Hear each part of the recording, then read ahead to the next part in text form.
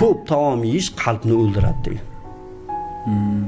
Hikmat qabul qilmay qoladi qalb. Ko'p ovqat yegan inson nasihatni eshitmay qo'yadi. Sal ko'p shu hozirgi yoshlarga, odamlarga ozgina nasihat qiling.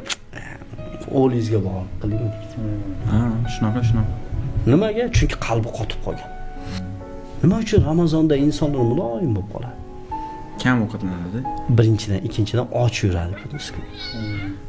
Shuning uchun och bo'lganingizda birov bilan ishingiz bo'lmaydi-da, o'zingiz ham nasihatni qabul qiladigan miya ishlayotgan bo'ladi-da. Miya butun tanani qayta oyoqqa turg'izish, davolash va ruhiyatingizni yaxshi tozalashga vaqt sarflayotgan bo'ladi.